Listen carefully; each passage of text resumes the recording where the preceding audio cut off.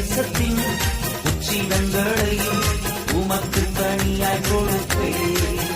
அங்கே என் நேசத்தின் உச்சிதங்களையும் உமக்கு தனியாய் கொடுப்பே. வாருங்கள் என் நேசரே வயல்களுக்கு போ.